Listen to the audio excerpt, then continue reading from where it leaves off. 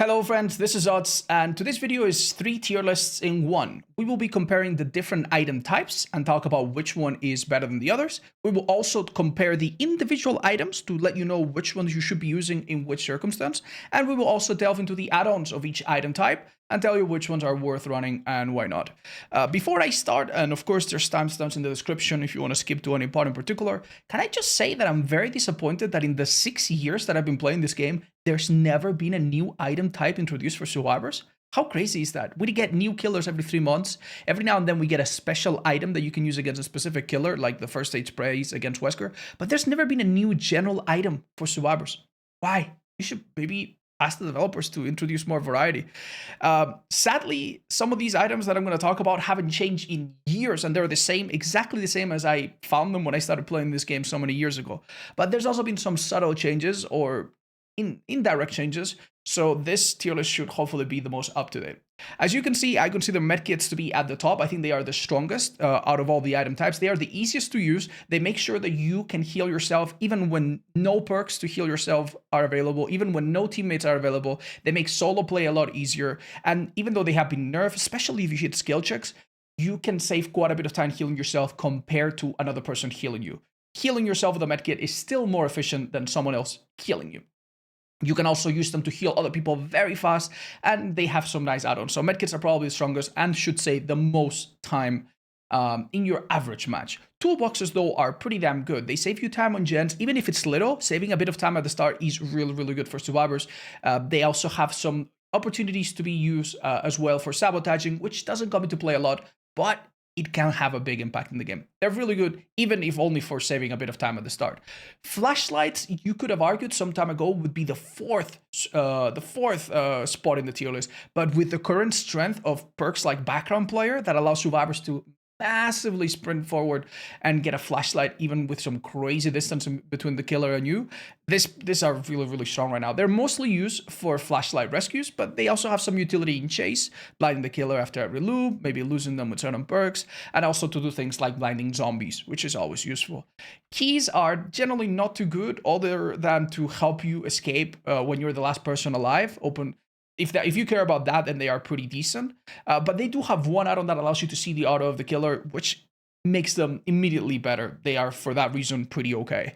Maps are useful. Do not sleep on maps. They allow you to see a lot of things around you, which can help beginners and people in indoor maps to navigate around their environment. The only thing that hurts about maps is that they are the easiest to replace. If you want to find totems, there's perks for that. If you want to find generators, there's perks for that. Almost everything a map does, another perk can do more consistently. So unlike the other items that we talked about, they are not too essential. Firecrackers are actually quite scary. If used correctly, they're a bit difficult to use, but if used correctly, you can get rescues on teammates from angles that flashlights would never be able to. And that alone makes them a really decent item at the higher level. However, they are a one-time use, they're easy to misuse, and you're not really guaranteed to get in a situation where you might use it. So for that reason, Firecrackers are probably the worst of the bunch. Now, let's talk about all of the items and break down their add-ons. As you can see, for medkits, the higher the rarity, the better they are. Yellow and event medkits are essentially the same, even though they have a different color. For healing yourself, all of the medkits are essentially the same. They are basically the same. The only difference comes when you heal other people. When you heal other people, which is not the main thing you do with medkits, then the higher rarity ones are better. So if you want the best medkit, I guess bring a purple. As for add-ons, let's talk about them. We have a lot of add-ons here. So the best add-on on the medkit is typically the Stiptigation, the purple thing that allows you to tank an extra hit. It is, in fact, right here. Let me show you. The Stiptigation is probably the best one, but it can also be followed by the Syringe. Both of these add-ons allow you to basically get an extra health state. If you time this one correctly, it will allow you to tank a hit and not go down. If you use it badly, it is quite useless, but if you use it well, then you go for a window or a pallet and you drop the pallet, or you vault the window, and if the killer hits you, you tank it. And if the killer doesn't hit you, well, you buy yourself an extra 10 seconds in chase, or maybe at the end of the game where you would die if the killer caught you. So this is one of the most game-changing add-ons for sure. Syringes are much easier to misuse. I've seen a lot of people use them in chase and then go down, but the thing about syringes is that they give you a heal that just happens over time, and that is just way too good. You get off the hook, you plug the syringe into yourself, you heal over time, and then you go on a gen. And you spend maybe 20 seconds doing a gen while you heal passively. You can also use it on a teammate on the ground. You can use it on yourself mid-chase if you feel comfortable that you're not going to go down. And the craziest part is that you can actually use both of these items combined so that you have a medkit that has utility in case A or case B, which is a little bit crazy. Syringes also get used with the serum as well to give you a bit of speed boost for a little while, which makes it even harder for you to get caught. So these two are probably the strongest just because they have such a dramatic effect. They do consume the medkit on use, but that's fine. Typically use it in the middle of the game. We then have the charge add-ons. The charge add-ons are these ones over here. Now, the very important thing about the charge add-ons is that you always require this one first and then one of the other ones second, and then you get 2 heals. That is awesome. For the average player, I would say this is probably the easiest way to get value out of medkit. You have a medkit, which is 1 heal for yourself, and then you have this and that, and bang, you get 2 heals for yourself with any of these. You can also use the extra charges to heal other people fast, which is nice. So this is super simple, super good, and this one right here gives a little bit of speed boost as well. We then have the skill check add-ons, and believe it or not, this one in particular is very, very good because it allows you to get skill checks which dramatically, and I mean dramatically, increase the speed at which you heal yourself and others. And the extra charges that you save from the skill checks, if you hit about 3 of them, eventually lets you get 2 heals. So some of the best combinations for medkits are these two together. With these two together, as long as you hit some skill checks, it's very fast. It counters anti-healing perks like Sloppy Butcher, and you still have enough to heal yourself twice. This one is a little bit less good. But I mean, you could also put it on a medkit just to make the healing a little bit faster. We then have the serum, which gives you a bit of a speed boost, but consumes the medkit. You typically want to use it only with the syringe. If you have other speed boost perks, then it obviously becomes very brutal, but it is a little bit gimmicky in my opinion. And then we have 2 add-ons that increase the speed at healing. Not too bad, but you would benefit a lot more from charges. And certain add-ons that, add-ons that increase the skill check size. It's not bad to increase the skill check size. It's these two. But hardly the best thing in the world. You can hit them pretty easily, and even if you hit them, you only get 3%. So you could bring this and this to hit more skill checks, but you know what? You could also just bring these two. And this one is a 5% increase. So yeah, that's basically it for the medkits. Next up, toolboxes. It is a little bit unintuitive. So the first thing that you need to know is that toolboxes that are event toolboxes, like this one, are exactly the same as a Commodious. The only disadvantage is that if the killer sees the event toolbox with a different color, then you are giving away which type of item. You might actually want to use just the normal Commodious so that the killer doesn't know which type, because the normal Commodious looks exactly the same as the other toolboxes. So the Commodious toolbox is probably the best toolbox in the game, period. It has the most charges, which means that if you have an add-on to have some kind of effect, that's the best. It gives you more skill checks over time. So if you have a skill check build, it's by far the best. And it saves you the most time out of any toolbox in an extended period of time when doing gens. So it's really good. It has basically the best compromise of everything. It's got the best stats all around. And the thing is, you don't have to use it only for gens. Even though it is a gen oriented toolbox, it doesn't have any penalty for hook sabos. And if you sabotage with this toolbox, you'll be able to do it so many times. So it's basically the jack of all trades, master of all. And the event toolboxes are exactly the same. Now, the engineer toolbox is quite the opposite. The engineer toolbox is very specialized. It has less charges and it has a penalty for sabotaging. You don't want to use this for sabotaging. Really bad. However, for generators, it's not too bad. It's almost as good as the Commodious, but instead of giving you a sustained effect over time, it saves a lot of time, but very quickly over a specific amount of time. So basically, you burn through this one much faster. In some builds where you want to get the first repairs as soon as possible, this toolbox could be better. Let's say you have a perk such as Blast Mine or Flashbang, and you want to get those first repairs as quickly as possible. Or maybe you have a perk like Scavenger and you want to get rid of your toolbox to get it again soon. This is the quickest way to get those first repairs done fast. So in that regard, it does save you quite a bit of time, though not as much as the Commodious. The yellow basic toolbox is essentially like a Commodious, but a bit less good. instead of having 32 charges, it's got 20. And then everything else is basically the same. It is still good for Sabo. It doesn't have a penalty. It is still good for gens. It's pretty good. It's just not as good as a Commodious. We then have Alex's Toolbox. Alex's Toolbox has a big, it's essentially useless. It's essentially useless for gen repair. It makes gen repair really bad. The only thing it does with gen repair is give you a lot of sustained skill checks. So if you have something like hyper focus, it can actually be used just to get those skill checks going. But other than that, it is really bad for generated repair. It will only save you like 2 seconds, no joke. That's really bad. However, it is the best toolbox for sabotaging. It's got nice charges, very nice built-in speed for Sabo, which is really nice. And yeah, that makes it the best sabotaging toolbox by far.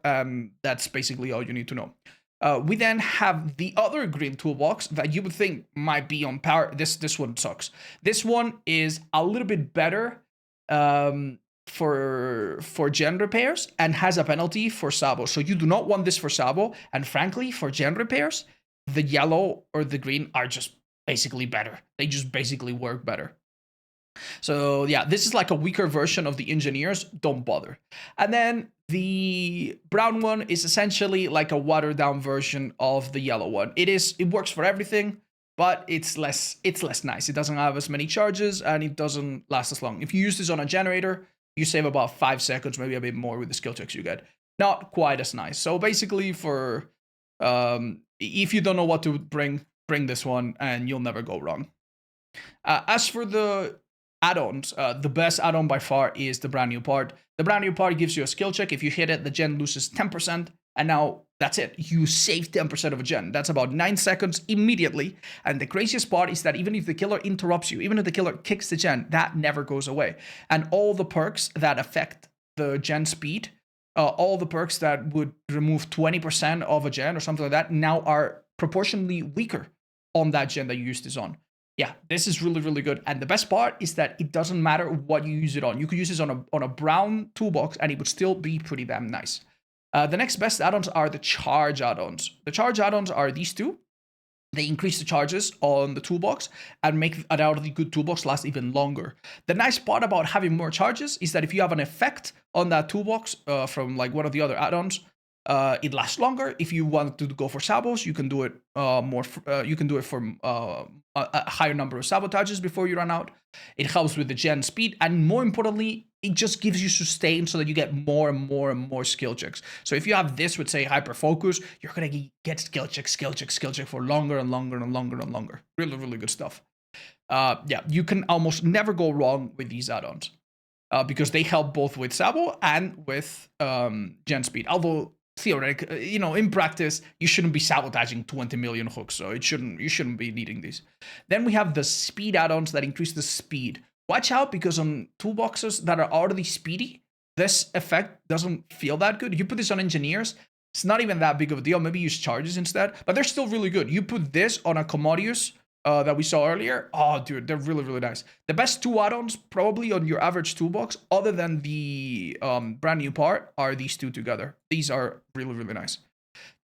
So yeah, they just make the toolboxes repair faster. We then have the two add-ons that increase the speed at which you sabotage. This is pretty critical. With these add-ons, and if you use it on the good toolbox, you could go to a hook. Even if you're late, the killer will hit you, and during the animation, if the killer doesn't have save the best for last, you can then sabo really quickly. And if you're fast enough, you can sabo and then dead hard or get away. So being able to sabo faster is a huge deal. To anyone that's ever sabotaged, you know that the speed is pretty critical. We then have the rip wrench. This makes the sabotage hook stay off for 15 seconds longer. It's a pretty big deal. This is a bit of a win more add-on. If your sabotage is successful, that's pretty good already, but it can throw killers off and it can force a killer to slog on the ground for even longer. Not too bad. We then have an add-on that makes sabotages silent. They don't make any noise. When they happen, they don't give off an indication. This can be all right. This can really mess with the killer, and you can sabotage a hook And the thing about this is that they will pick up, they'll look around, they won't see the hook behind a wall, and they won't realize why. So this can help you gaslight the killer a bit more and delay the time in which the killer puts 2 and 2 together. They're not too bad, but at the same time, most of the time you sabotage, you do it in front of the killer's face. So yeah. We then have this clamps, which makes repairing generators quieter. Basically, it's the same as having technician and the opposite of having surveillance. When you're working on a gen with this and the killer comes, they will hear the gen going boop, boop, boop, boop, but they don't hear you repair. That is really, really good. The effect is actually really nice. However, you shouldn't use toolboxes on gens when the killer is around. You're going to get a lot of skill checks. When you leave, you're going to get interrupted. You basically want to use toolboxes on gens when the killer is far away and just get it over with. So yeah, that's kind of bad. And then we have the repair instructions, which makes you not get any skill checks. That is a terrible add-on. This is maybe for beginners or people that like to go AFK, but this is bad. Skill checks give you progress and give you points. You want skill checks. You don't want this. Don't ever bring it. Flashlights. Flashlights are all very simple. The higher rarity ones are basically better. They just last longer. The lower rarity ones last a little bit less, and that's pretty much all the difference. The event flashlights are the same as a yellow flashlight. So yeah, do with that information what you will. Now, let's break down all of these add-ons. We have the lenses, we have the battery types, we have the increased duration and whatnot. And yeah, and then we have the accuracy, and then we have this one. So these lenses are the best add-on in general. With these lenses, you increase the reach that your flashlight has. One interesting thing is that this one right here makes your flashlight thinner, and this one makes it thicker. And you might not want that to be thicker. Some people aim better with a thinner one. It's a very subjective thing as far as I understand it, but they both have the same effect, that they make the flashlight reach longer. So with 1 or 2 of these, you can get flashlight saves from very, very far distances. And that is more game changing, and that is more impactful than anything else that we're going to talk about. The batteries here increase duration by a few seconds, and it makes it so that you can use the flashlight more repeatedly. In my opinion, you don't necessarily want to go crazy with this. You're going to use your flashlight a few times, and unless you're recording a YouTube montage, you're not going to be blind the killer 20 million times. So they're not super necessary, but having one is completely fair. We then have the lenses over here, which make the blinding last a bit longer, and it makes the visual effect of the blind like cover the screen a bit more. It basically makes the transition between blinded and non-blinded a bit less visible for the killer. It's not a huge effect. I have been caught off guard from time to time, not gonna lie, where I get blinded and I get double blinded, and that extra duration sometimes messes with me. So this add-on right here can be pretty okay. But, you know, it's what if you never get the blind in the first place? What if you're just blinding for other stuff? It's not that necessary. And plus, you know, you might run out of battery, so you might prefer one of the other ones. And then we have these 2 add-ons right here that increase the accuracy. So basically, when you hold a flashlight, there's like a natural sway, like in FPS games where the flashlight moves around. It's tiny. It's absolutely tiny. Reducing the accuracy is really, really bad. So you don't need that. And then we have the brown lens. The brown lens basically reduces the range. So instead of having a flashlight that maybe is like this, it reduces the range, but it makes it thicker. Makes it thicker like that.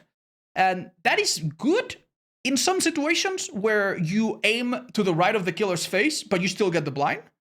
But it also means that there is less space that you can cover. So maybe there's a situation where you don't want that. So it's basically the opposite of these. So that's why you might not want it. Moving on to keys. Keys are very, very simple. These 2 keys allow you to open the hatch, and this one does not. So obviously the green one is the worst. This one gives you 30 seconds. This one gives you 5 seconds. Yeah, 5 seconds. And this one gives you 10 seconds of auto reading. So if you use them for auto reading, the green one is a bit better than the purple. But the pink is basically the best one in every single situation. What are the auto reading? Well, you don't have any auto reading by default. You need add-ons. The best add-on is the Blood Amber. This shows you the killer's aura. Compare that to the other add-ons that show you your teammate's aura. There's one add-on that's called the Wedding Ring that shows you the Obsession aura permanently. So if you're not the Obsession, that's awesome. But if you are, just give it to someone else. Seeing the Obsession permanently is pretty good. It's not too bad. We then have add-ons that increase the duration that the auto reading lasts. One that increases the range. It's a bit overkill. You don't need it, but you could.